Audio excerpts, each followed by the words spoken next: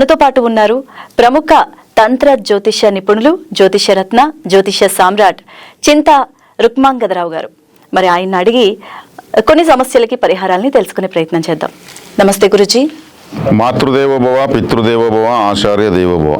వైరస్లు అన్నారు కదా గురుజీ, ఆల్రెడీ మనం దాదాపుగా ఒక 2 సంవత్సరాల పాటు కరోనా వైరస్తో చాలా ఇబ్బందులు పడ్డాం. ఎంతోమంది ప్రాణాలు కూడా కోల్పోయారు. ఆ ఎఫెక్ట్ ఇప్పటికీ చాలామందికి ఆ అనారోగ్యం అనేది వెంటాడుతూనే ఉంది.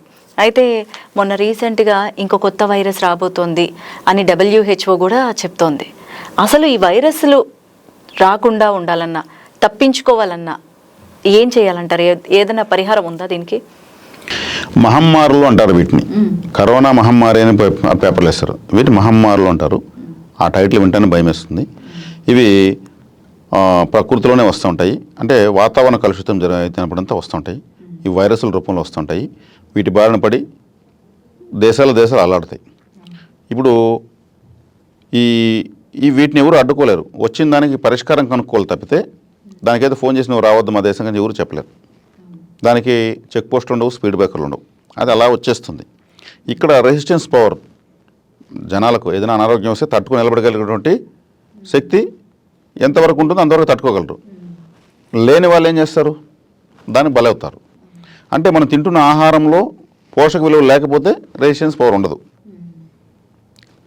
నేను తింటున్నాను పిండి పదార్థంగా అనేదానికి తింటున్నాను కానీ వాస్తవంగా పౌష్టికాహారం తినడం లేదు. పౌష్టికాహార లోపం ఉన్న వాళ్ళంతా దానికి బలైపోవాల్సిందే. కాబట్టి ఇక్కడ ఏంటంటే మనం తింటున్న ఆహారం ఫస్ట్ ఏమీ లేదు, ఆహారం లాంటిది తింటున్న ఆహారం తినడం లేదు. అప్పుడు మహమ్మారులు వచ్చినప్పుడు ఏమవుతుంది? దానికి భయపడాల్సి వస్తూ ఉంది. మరి శక్తివంతమైనటువంటి రసాయనికపరమైనటువంటి ఇంజక్షన్లు, మందులు కనుక్కుంటున్నారు. అవి తీసుకోవడం వల్ల ఏమవుతుంది? ఇది పోతుంది కానీ అది లోపల వచ్చి కూర్చుంటుంది కదా. దాన్ని తట్టుకుంటే మన ఎముకలకు శక్తి కావాలి కదా, మన రక్తంలో అంత శక్తి కావాలి కదా. ఏదైనా ఆహారం పైన ఆధారపడింది. ఇప్పుడు ఆరోగ్యం అనేది లేదు. అనారోగ్యాన్ని పీలుస్తూ, అనారోగ్యం తాగుతూ, అనారోగ్యం తింటూ, ఆరోగ్యం ఉన్నట్టు ఫీల్ అవుతున్నాం తప్పితే ఆరోగ్యంగా లేం. ప్రతి ఒక్కరూ ఎన్ని రోజులు బతుకుతున్నారు చెప్పగలరా మీరు? ప్రతి ఒక్కరు ఎన్ని రోజులు బతుకుతున్నారంటే ప్రతి ఒక్కరు చచ్చిపోయే వరకు బతుకుతున్నారు. అదే నెంబర్. ఎవరు ఎప్పుడు చనిపోతారో తెలియదు. అంటే ఇక్కడ వచ్చి ఒక సరైన నిష్పత్తి లేదు. స్ట్రెంగ్తీ ఫుడ్ తినడం లేదు. ఇంజక్షన్లు వేసి పండ్లను మాగబెడుతున్నారు. వేగంగా అది పక్వానికి వచ్చేయాలి, అమ్మేయాలి, కలర్ చేంజ్ అయిపోవాలి. ఫిష్ అలాగే పెంచుతున్నారు. చిన్న ఫిష్ని తొట్టుల్లో ఇంజక్షన్ వేస్తారు, ఫాస్ట్గా డెవలప్ అవుతుంది. ఓ చికెను అంతే, 40 డేస్కి 2 kgs పెరిగేట్టుగా ఇంజక్షన్లు వేస్తున్నారు. అంటే మనం వెళ్ళి ఓ మాంసం చికెను మటన్ ఏదైనా అడిగితే వాళ్ళ కేజీ చికెను మటన్ అనగలసిన ఓ కేజీ పాయిజన్ ఇవ్వండి బాబుని అడగచ్చు. దాని ఫ్యాషన్గా చికెన్, మటన్, ఫిష్, ప్రాన్స్ అంటున్నారు. అవంతా కూడా పాయిజనే, విష పదార్థాలతో పెంచేస్తున్నారు. అంటే ఈ ఫుడ్కు ఎక్కువ అడిక్ట్ అయిపోయారు. ఒకప్పుడు 3 పూటలు తినే వాళ్ళు ఇప్పుడు 10 పూటలు తింటున్నారు. ఎక్కువగా రసాయనికం తీసుకుంటున్నారు. అప్పుడు వైరస్ వచ్చినప్పుడు ఏమవుతారు? కుప్పలుగా రాలిపోతారు. దీనికి నేచర్ క్యూర్ ట్రీట్మెంట్ అనేది సరైన పరిష్కారం. ప్రకృతి చికిత్స. ఓ పిల్లికి గాయం అవుతుంది, హాస్పిటల్కి వెళ్తుందా? లేదా ఎవరికైనా చూపిస్తుందా?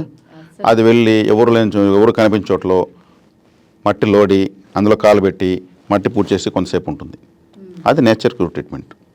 ఒక్కొక్క గాయం అవుతుంది, అది ఏమి ఎవరికి చెప్పదు. అప్పుడప్పుడు అది స్పెషల్గా దాన్ని నాకుతుంది. అలా చేస్తున్నప్పుడు స్పెషల్ మెడిసిన్ ఆ ఎంగిల్లో దానికి ఆ గాయానికి అప్లై అవుతుంది. అలా చేసుకుంటే నా దెబ్బను బాగా చేసుకుంటుంది. అవి నేచర్ పైన ఆధారపడుతున్నాయి.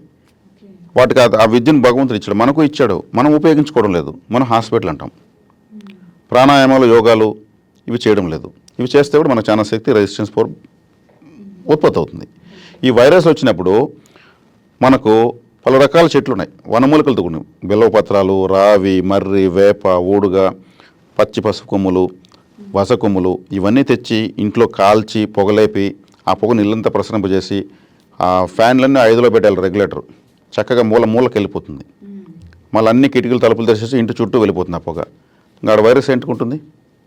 కరోనా వచ్చినప్పుడు నేను మా ఇంట్లో అదే చేశాను. నా పిల్లల్ని ఎత్తుకుని నేను అంతా తిరిగాను. ఎవరు బయట వచ్చేవాళ్ళు కాదు. ఏదైనా అవసరం ఉంటే మేము తిరిగేవాళ్ళం.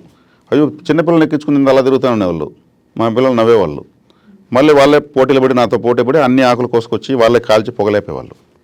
చక్కగా మేము ఈ థెరపీ చేసాము. ఆ పచ్చి దాంట్లో చేదు ఉంటుంది, రకరకాల స్వభావాలు, ఔషధ గుణాలు ఉంటాయి ఆకుల్లో.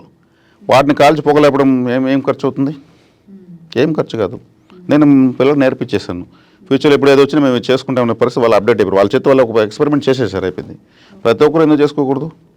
మనమే వెళ్తే అన్ని చెట్లు అందుబాటులో ఉన్నాయి. వేపాకు కోసం మార్కెట్కి ఎందుకు వెళ్తాము? బిల్వపత్రాలు వేసుకోవచ్చు, పసుపు కొమ్ములు వేసుకోవచ్చు, వజ కొమ్ములు వేసుకోవచ్చు. ఇంకేదైనా మనకు ఈ నాటు మందులు పోతే కొన్ని కరక్కాయలు ఇటువంటి కూడా దొరుకుతాయి. అవన్నీ కూడా వేసి కాల్చి పొగలేస్తుంది. అద్భుతమైనటువంటి ఔషధంగా అది పొగ రూపంలో వస్తుంది. చక్కగా ఇల్లంతా ప్రసరిస్తుంది. మనకు దగ్గు కూడా రాదు. కొద్దిగా నెయ్యిగా వేసి కాల్చామంటే ఇంకా కమ్మగా ఉంటుంది ఆ వాసన పీల్చేదానికి. కండ్లు మంటలు కూడా రావు. ఇంకా మనం ఇంకా బాగా క్లియర్గా ఆ నోటితో కూడా పీల్చచ్చు, పంపించవచ్చు. లోపల వైరస్ ఏదైనా లోడ్ ఏంటో కూడా అది అలాంటి బర్న్ అయిపోతుంది. ఇంతమించి ఏముంది? దానికోసం ఇంజక్షన్ 3 నెలలు కనిపెడతారు. 4 నెలల వరకు ఓపిక పట్టండి. 5 నెలలు ధైర్యంగా ఉండండి, మీకు ఖచ్చితంగా వస్తుంది అనేటువంటిది ఏం లేదు.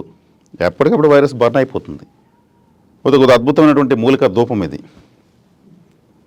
కాబట్టి ఇటువంటి విధానం పైన ఎన్ని వైరస్లైనా తరుముకోవచ్చు, మన దరిదాపులకు రావు. అది పీల్చడం వల్ల కూడా మనకు ఎన్నో శక్తి కూడా మనకు ఆ వాయువు రూపంలో ఎనర్జీ కూడా మనకు బిల్డ్ అవుతుంది బాడీలో.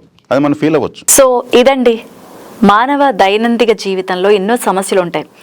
అయితే అది మనం చేసుకున్న తప్పులకి సంబంధించిన పరిహారాలు పాటించాల్సిందే, మన కర్మఫలాన్ని మనం అనుభవించాల్సిందే అని చెప్పేసి గురూజీ చెప్పిన మాటలు, అలాగే ఆయన చెప్పిన చిన్న చిన్న పరిహారాలు మనం పాటిద్దాము. సో ఈ ఎపిసోడ్ మీకు నచ్చుతుందని అనుకుంటున్నాను. మరొక మంచి ఎపిసోడ్తో మళ్ళీ కలుద్దాం.